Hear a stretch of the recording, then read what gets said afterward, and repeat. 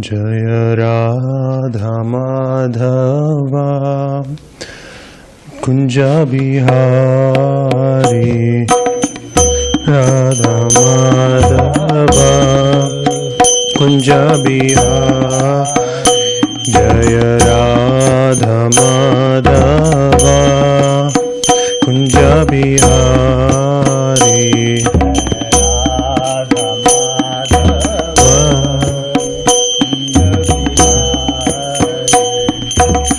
Gopijana Vallabha Girivaradhari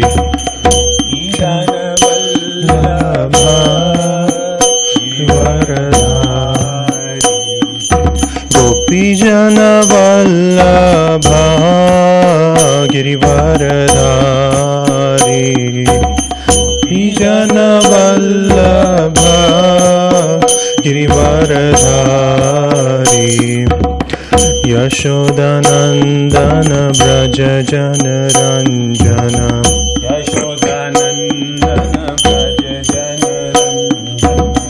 Yashodanandana Braja Jana Ranjana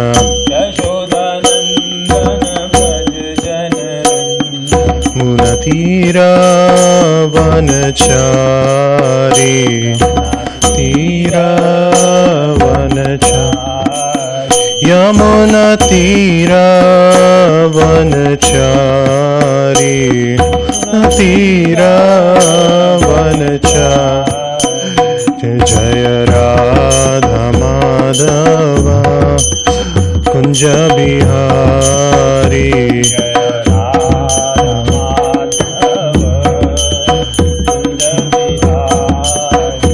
Jaya Radha Madhava Kunja Bihari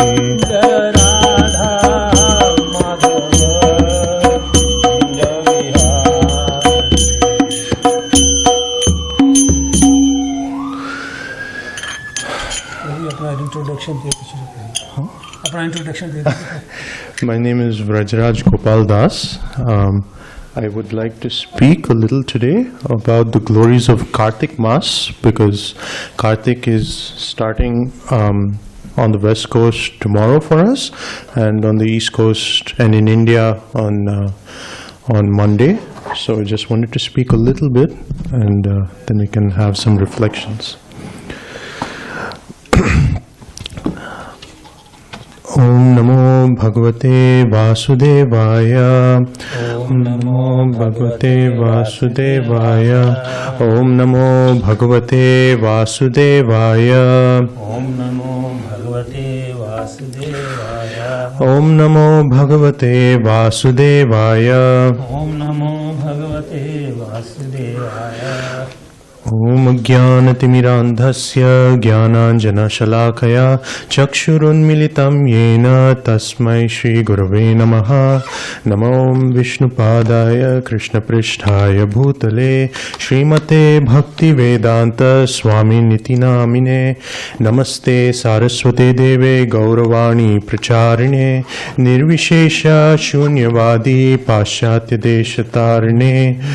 Shri Krishna Chaitanya Prabhu Nityananda Shri Advaita Gadadhara Shrivasadi Gaura Bhakta Vrinda. Hare Krishna Krishna Krishna Hare Hare Hare Rama Rama Rama Hare Hare. Hare Krishna. Thank you so much. We're going to discuss a little bit about the glories of Kartik Maas. Kartik is actually, in the Vedic calendar, considered to be the last month of the calendar. So the first month in the calendar is called Keshava. The second month is called Narayana. Like that, the last month is called Kartik. And Kartik has extra mercy because Kartik is the month of Srimati Radharani. Srimati Radharani's potency is specifically invested in this month. So we are going to understand why this month is so special for all of us, and how by doing a little bit this month, we can actually get the spiritual benefit of so many lifetimes. So I'm reading from the Padma Puran. This is a quote translated in English. Just as Vrindavan is the topmost of all holy places, Srimad Bhagavatam is the topmost of all scriptures, Krishna the topmost of all personalities, Tulsi Devi the topmost amongst plants, Satya Yuga the topmost of all ages, Mother Ganges is the topmost of all rivers, so Kartik is the most favorable month for spiritual practices. The benefit of giving 10,000 cows in charity can be achieved simply by offering one tulsi leaf to the lotus feet of Sri Krishna. Similarly, the benefit of bathing in all the holy rivers is achieved by bathing once during in the morning during Kartik. So even if one day this month we can get up at 4 a.m. in the morning, have a bath and do some Nam Japa, that is equivalent to having gone all over India and done, Tirth Yatra. That's how glorious Kartik is. Another quote from the Padma Puran. The Lord may offer liberation or even material happiness to a devotee. But once one has rendered devotional service in Vrindavan, particularly in the month of Kartik, such a devotee ends up hankering only for pure devotional service. So for devotees who are seeking to purify their hearts, who really want to love Krishna and serve Krishna, but who find some difficulties because of family, because of job, because of life in general, they can look to Kartik Maas to help purify their hearts. I'll give a very interesting story. This was shared by Indradyumna Maharaj. It's from the Padma Purana, Bhumi Kanda, Canto 4, Chapter 24. We're going to hear the power of Kartik Maas. And it's very surreal, so please listen. So in Treta Yuga, there was a Shudrani. Shudrani means they come from the fourth caste, Shudra caste. Her name was Kali Priya. So Kali Priya was dissatisfied with her husband. And she was always hankering for the love of a paramour, like someone outside, a marriage relationship. To torture her husband, she would speak harshly to him. She would cook, bad food for him.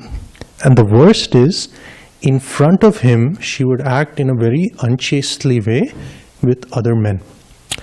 So every time in her mind, she was thinking of, okay, what are the, how do I escape this wretch? Like, this husband has not done anything per se, but she considers him a wretch and wants to get away from him and live with someone who she wants an illicit relationship with.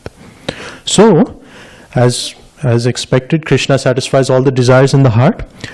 She found a paramour and they made plans to elope. Elope means to escape. So on the night they were supposed to elope, she told him, you wait in the forest and I will get rid of my husband. So on that night, the lover is in the forest and the husband is sleeping. So while the husband is sleeping, she takes a knife and she slits his throat. Right? And she wants to, and now she's ready to leave, This sounds exactly like, some Netflix Hollywood TV show, But just wait. So the moment she cut her husband's throat, she's ready to leave. But then when she goes to the place of meeting where they're supposed to run away, she can't find the lover. She's like, where is this person? I told him, is he late? So she waits for some time, but then she gets a very, very bad smell. The smell of rotting flesh. She's like, what's that? And then she turns around and she goes behind the tree because she's in the forest. And there she sees the half-eaten body of her lover. The lover has been eaten, according to this story, by a tiger. So she's shocked. she killed her only husband to go and have love with some other person, and he's also dead. So now what is the purpose of her existence? So naturally, when such a traumatic thing happens, she goes into shock. And at that time, she comes to her senses. My Lord, what have I done? How do I make up for this abominable act that I've done? Naturally, now this is Treta Yuga. In Treta Yuga, what everybody does, I've done something wrong, I have to go and atone for it by doing some sacrifice. So where will I go for that? I'll go to some dham, right? Now she goes walking to one dham, it is not mentioned which place. There, she's going to one temple where she's going to perform one fire sacrifice to atone for her sins, right? And remain like a widow. The rest of her life, because she's killed her husband, her lover is not there, she does not want to elope with anybody else. But just as she's about to enter that temple, she hears Hare Krishna, Krishna Krishna, Hare Hare, Hare Rama, Rama Rama, Hare Hare. Now this is Treta Yuga, they must be singing some other kirtan. I just sang Hare Krishna. So she sees that there are some Vaishnavis. These Vaishnavis are worshipping a beautiful deity of Radha and Krishna. They are offering the deity fruits, flowers, incense sticks. They are singing so many songs in glory of the divine couple, and they are singing prayers and they are blowing conches. So when this lady sees them, she gets shocked, like, what are they doing? And why are they so happy doing what they are doing? So she goes and asks them, okay, tell me, what exactly is this that you are doing? Why are you not doing some fire sacrifice? This is Treta Yuga. You're supposed to do fire sacrifices if you want to worship the Lord. They say that, oh Devi, this is the month of Kartik. And in Kartik, we are taking a vow to worship our beloved Shri Radha and Krishna through the performance of Nam Sankirtan. Very soon Kali Yuga will come, and in Kali Yuga, we will not have the purity to even perform Vedic sacrifices. So what is the best ritual we can perform? We can actually do Nam Sankirtan. We can sing the glories of the Supreme Lord. So she says, can I join you? And she joins. And then they perform. She says, I will take the same vows that you are taking. You worship Radha and Krishna. You chant, you do Nam Sankirtan. I will join you. Okay? Now here comes the best part. At the end of the month, she has completely forgotten what she did to her husband. Because the power of Nam Sankirtan in the month of Kartik is so powerful, all her sinful reactions were destroyed. And even better, she, on the banks of the river Narmada, fainted on the last full moon day of Kartik Maas. Then what happened?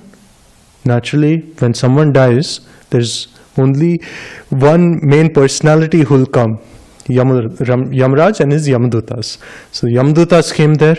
Yamdutas are coming and saying, okay, there's enough karma for you to go to hell for several lifetimes. So come with us. And just as they are about to drag her away, the Vishnu Dutas come.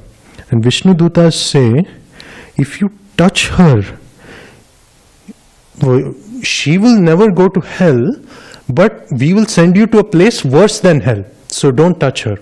So he takes this lady, the Vishnu Dutas take the lady and forget about going through judgment. Forget about, okay, you killed someone, then you did some vrata, okay, I'll reduce your sins, then you go, you do it again. You go and you live another life which is more pious. No, they said, you have done in Kartik Maas the vrata of Nam Sankirtan. We are not giving you any other material body. You are going directly to Goloka Vrindavan and you are going to serve Shri Radha Krishna as a maid servant. So this is the power of doing something small in the month of Kartik, even if the life looks like a story from a Netflix Hollywood blockbuster.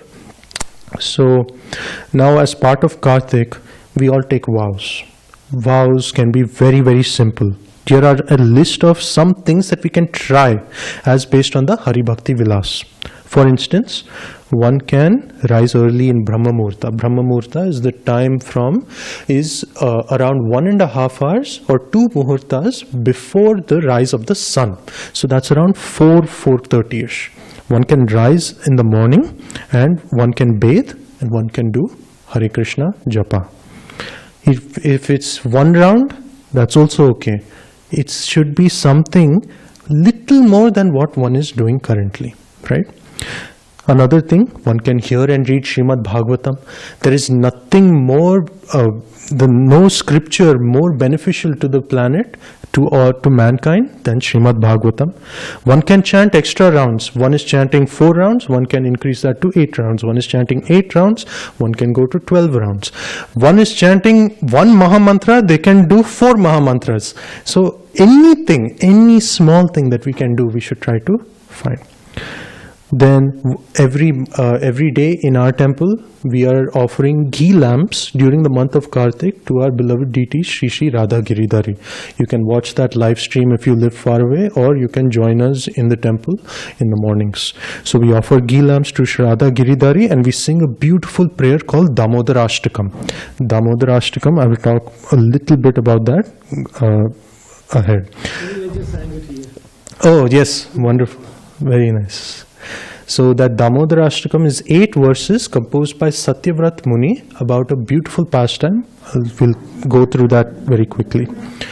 So one can offer very nice foodstuffs to Krishna. So if one loves to cook, then one can cook for Krishna, offer a small amount to their deities at home, even if it's a picture, and then honor that prasadam. Anything small that we do is multiplied in spiritual credit by 1 million times. Million, so that's 6 zeros and followed by another million. So 6 million, 6 zeros, 6 zeros. So 12 zeros. I don't know what that number is called. Now, one more name for the month of Kartik. It's called Damodar. So why is it called Damodar? 2 reasons. So one is, this name has a worshipable form.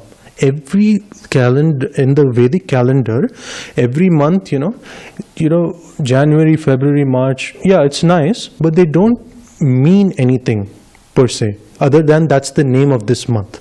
But in the Vedic time, a calendar name was given to the form of the Lord that the common people should worship.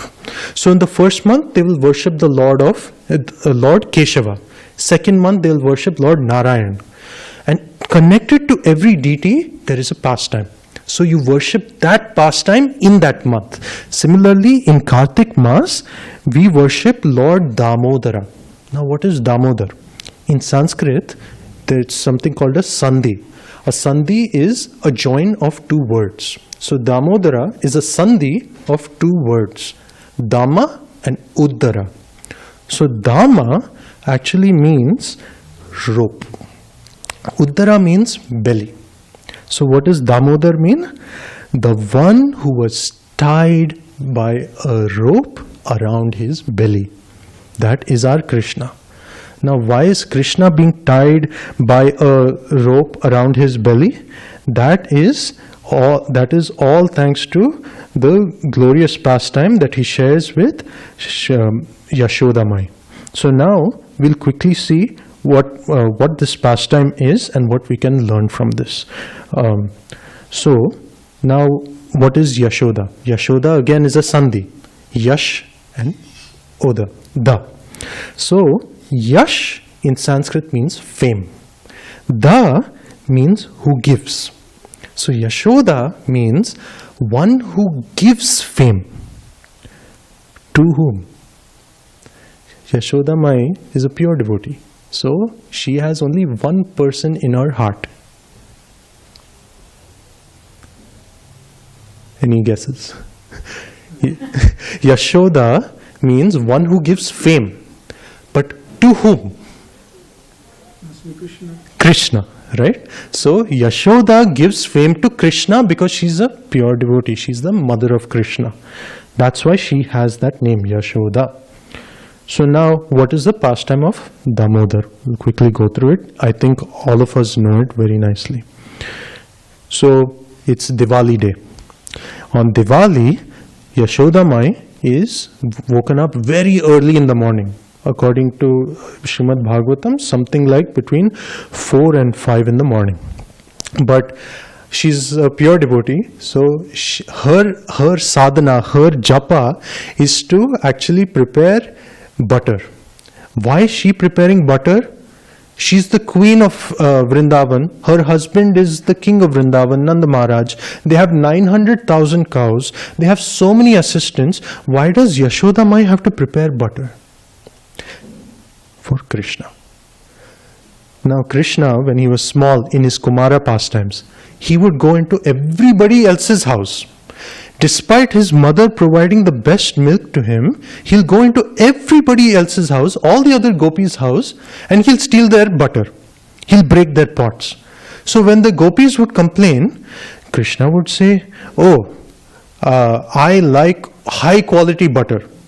So why are you stopping me from getting high quality butter? So then what Yashoda Mai is thinking, see, he's becoming a thief. He's a small child. He'll become a thief. He's going to everybody's house and he's stealing things. Instead of that, I'll teach him how to become a gentleman. But for that, I have to produce butter which is better than the butter of all the other gopis combined. So how will I do that? What I'll do is, I'll find the most succulent grass. I will give that grass to 8 cows. The milk from the 8 cows will go and will be fed to another cow whose name is Padmagandha. The milk of that cow is now going to be taken by me, curdled and then churned for butter. So, grass, 8 cows, milk of the 8 cows goes to Padmagandha, the milk of Padmagandha goes to Krishna. Look at so much love she has. She wants to give the best of the best of the best to Krishna. So now she is making that butter so that Krishna will not go and steal. So she's woken up early in the morning and she's churning this milk. She's she's going to boil the milk that she wants to prepare and finally churn to make butter. So now now Krishna wakes up the moment he hears Yashoda Mai churning. Her bangles, they're hitting each other, and she's singing a very beautiful song. It's a very famous song actually in Vraja. I'm not very good at pronouncing Sanskrit, but it goes like Gokula Patikula Tilakatvam Asiha Krita Sukrita Vraja Ajita Sukha Vraja Nayana Nandi Sammiha. Gokula Patikula Tilakatva Masiha Krita Sukrita Braja Ajita Sukha Braja Nayana Nandi Sammiha. I hope I pronounced it properly. What it means is, O Krishna, the tilak decoration of the family of the king of Gokula, you bring such great happiness to the pious people of Vraja by delighting their eyes with the soothing vision of your divine form. So beautiful. They are comparing Krishna to the tilak, because the tilak of a devotee is actually so prominent that when devotees go out on book distribution or Sankirtan, everybody notices, oh, what is that? What is that on the head? So it's very noticeable, right? So he brings great happiness to the pious people of Vraja just by his form, just by seeing. So now, naturally, he's woken up. अभी उठा है तो उसको क्या चाहिए? दूध. तो he says, मैया, I want to drink milk. So he pulls the I don't know, when ladies wear sari, he pulls that garment. And so Yashoda Mai seeing the child, she feels love for him, and naturally from her breasts milk starts coming out. So then she picks up Krishna and she starts feeding him. Now one very interesting thing is happening. Kitchen mein she is boiling milk, but now Krishna wants milk, so Yashoda Mai is feeding him. Vrindavan mein everything is alive. Not just, it's not that, only there are human beings who are alive and the rocks and everything else is dead. Even the milk is alive. So the milk that is getting boiled in that patra, a famous Acharya Harisuri says, the milk in the patra is thinking, my Lord, I am suffering from the austerity of the fire underneath this patra, and I am going through that austerity just to please you. But you are going and drinking milk from your mother. That means I don't please you. That means your mother is able to satisfy you. So what is the point of my existence? I will jump out and I will commit suicide. तो जैसे दूध उबालता है, all that milk starts coming out of the vessel and it starts going into the fire. Exactly like that, here the milk is alive. So it jumped out of the vessel and it's starting to touch the flames.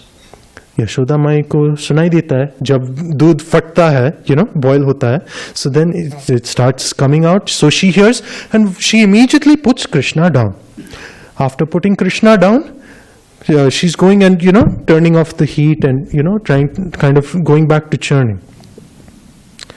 Our Krishna is the supreme personality of Godhead. उसको गुस्सा लगता है. अरे my form is Narayan in Shir Sagar.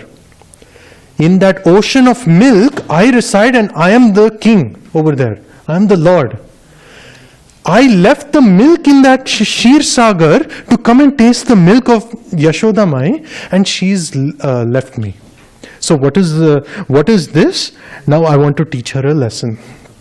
So what does he do? He goes, he takes a stone and he throws it at a nearby pot. So pot se kya nikal aata hai? Butter. So then he tramples on the butter and then he goes into a neighboring room jahan pe there are so many pots, like a room full of pots of butter for that Diwali festival. And then he needs associates. So who are Krishna's best associates? The monkeys of Vrindavan. So जो राम लीला में the monkeys that served Ram, they had this desire. Oh, Lord Ram, we came and we built a bridge for you, but we could never call you our friend.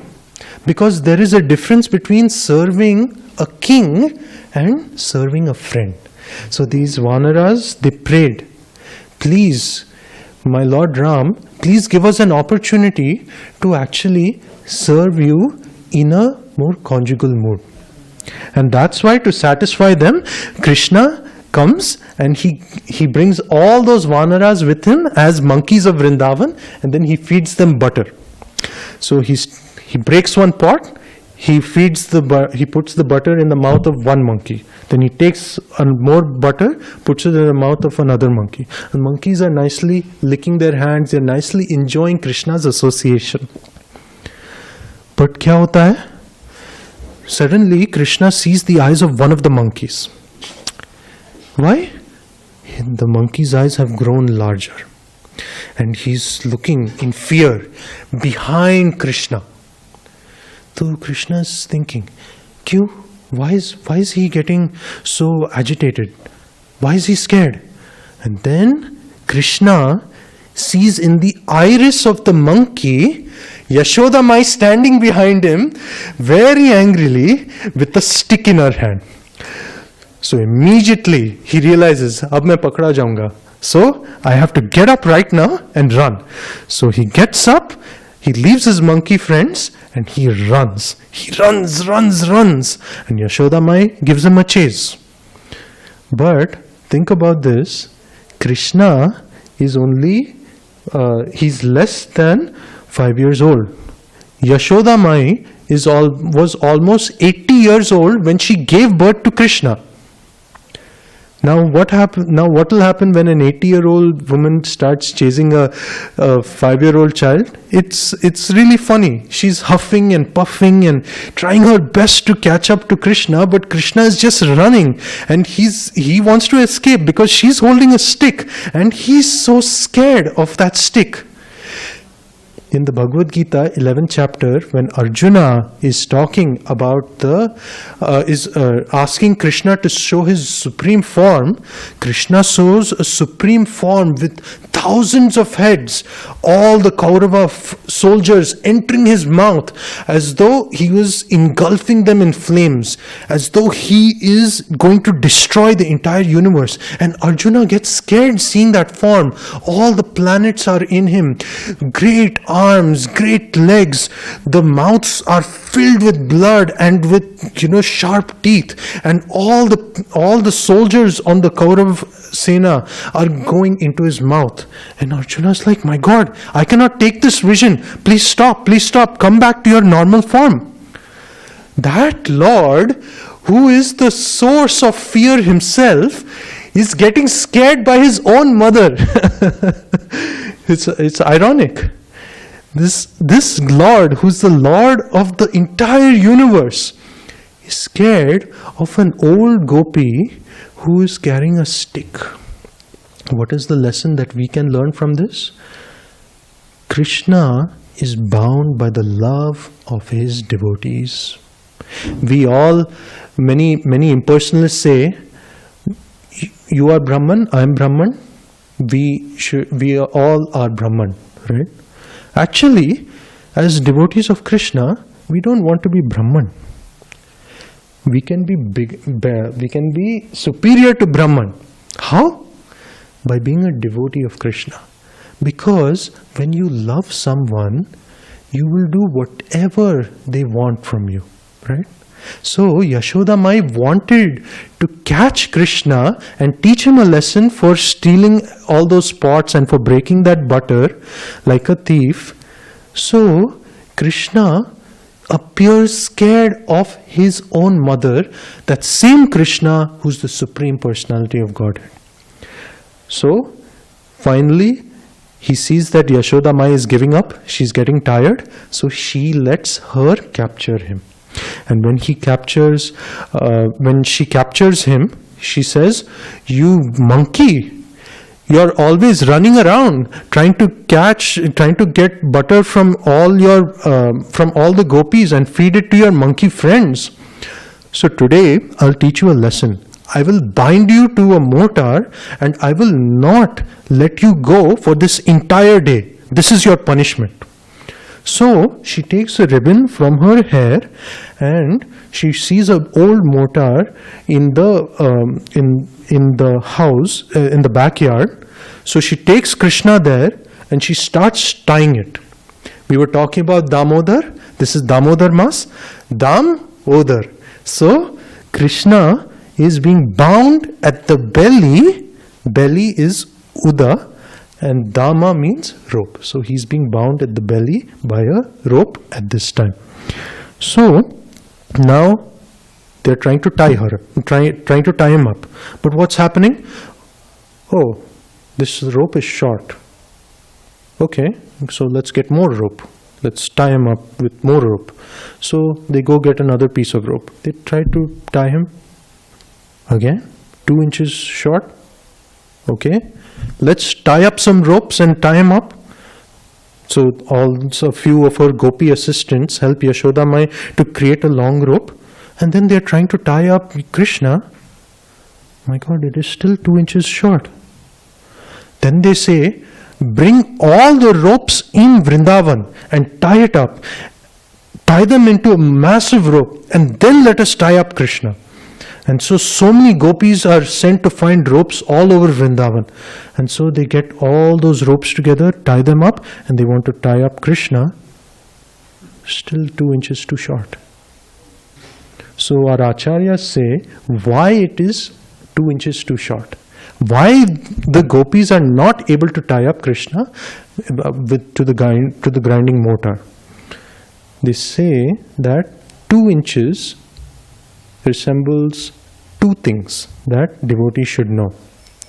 That bhakti in the heart is reciprocated by Krishna when one, we surrender to Krishna and accept His mercy in our life. 2, when we put in the endeavor to actually serve Krishna. So there are 2 things over here the acharyas are saying are important. 1, we must surrender to the mercy of Krishna, not expect it but depend on it. And 2, we must sincerely endeavor to serve Krishna and his devotees. So Yashoda Mai now is very tired. She says, Krishna, you have completely ruined my Diwali, I don't want to look at you now, go and do whatever you want. And she sits down with her hand in face. And then Krishna says, my God, she's so determined to tie me up, so let her tie me up. And then he, out of his compassion, he uses his intelligence and he looks at Srimati Radharani. Then their eyes meet. Then Radharani immediately realizes, okay, I know what to do. So then she runs to her house. In the house, she finds one old dibba. Dibba ko khulne se, there is one piece of rope remaining which has not been used so far. She goes, gets it, and she tells her mother, Maya, can you use this rope? Maybe it covers the 2 inches. So then finally they give her that piece of rope, and wow, it binds her. It finally binds her. Binds him to the mortar. So Yashoda Mai says, okay, so now you're tied up. You stay here like this. I will come and see how you are at the end of the day. Don't disturb me until then. Don't cry out for your friends. If you cry out, I will send more Gopals to come and beat you. So Krishna says, Maya, I won't go anywhere. So like this, immediately all the Vrajvasis start going because it is Diwali day. It is afternoon already. They have to prepare sweets. So they have gone. Now, our great Lord, who is, the controller of everything, cannot control his own mind. He is restless. I'm tied to this mortar, but I don't want to be tied to this mortar. I want to go. I want to escape. I want to run around. I want to eat butter. Now, he is Adipurush. So he, with his transcendental strength, at less than 5 years of age, he puts all of his strength and then he pushes the mortar down. Then he starts pulling the mortar. And remember, this is a small child with a mortar, and mortars in those days are used for, weaving. So they are actually very heavy. We're talking about something like 100 kilos, So he starts going, he starts crawling, and he exits the courtyard, and he's going through the forest. And in his vision are 2 tamal trees. Tamal tree is a special type of tree that you'll see in Vrindavan. He sees the 2 tamal trees, and there's some space in there. And like our Lord, he wants to do something special. So he's going directly through the tamal trees instead of going around. So then he goes through those tamal trees, and naturally, the mortar gets stuck. He's trying to pull, mortar is getting stuck. Then he gets upset. He's like, I am the Supreme Personality of Godhead, but I am not able to pull one mortar. For sure, there must be something wrong with these 2 trees, so I am going to definitely pull them down. So with all his strength, he pulls the mortar, and a deafening sound is heard throughout Vraja. So much so that for one muhurta is 48 minutes. For one muhurta, all the Vrajvasis, they faint. That's how powerful the sound is. And when everybody gets up, they are asking, what is that sound? What is that sound? And then they go out and they see, where is my Kanha? Where is Krishna? They are searching everywhere until the young Gopa boys call from a distance. Oh, come here, see what has happened. And when everybody comes to the venue, they see two massive tamal trees have fallen down.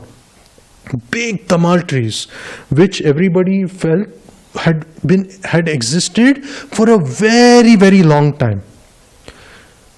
But what was very interesting was Krishna was sitting there as though nothing had happened. He was smiling, right? He was smiling, and he saw his father. So then he said, Baba, and immediately his Baba picked him up. And he said, what happened? Who did this? And then all the Gopa friends started saying something very mysterious. They said that the moment these two trees fell down, two mystical features came out from this. Nalakuvera and Manigriva. These Nalakuvera and Manigriva were two sons of the king of wealth, Kuvera. They were actually very, very opulent to the extent that they were assistants of Lord Shiva in Mount Kailash. So every day they would go from Alkapuri specially to Kailash just to serve Lord Shiva. Now what happened? When they went one day, they decided that, we are servants of Lord Shiva, so we are actually, in one sense, controllers of Kailash. So we can do anything we want in Kailash. So what they do? They bring some society girls from Alkapuri. And the society girls, they start bathing in the Ganges. And in the Ganges, when they are bathing without their clothing. Abhi, whenever you don't want him to come, Narad Muni comes. He's coming to visit Lord Shiva. And when he comes and sees this scene, immediately the society girls see Narad Muni, and then they cover up their bodies. They grab the cloth on the banks of the river and they cover up their bodies. But Nalakuvera and Manigriva, as fate would have it, they were drunk on the beverage Varuni. Varuni is a liquor which is very, very powerful. It actually gives strength, unlike the liquor of this world. So they are drinking Varuni and they are fully drunk and they cannot see that Narad Muni has come. So they are still naked. So then Narad Muni curses them. Oh, you two imbeciles, you don't realize where you are bathing and in whose abode you are bathing. So I curse you to become trees. Why? Because you are naked now. So trees stand naked their whole lives. So you learn your lesson and you keep the consciousness that you have. So they come and say, oh Narad Muni, please, we are very sorry. Please forgive us. We didn't mean to do that. And now here we see Narad Muni's compassion. They have actually done nonsense. They have not even done devotional service.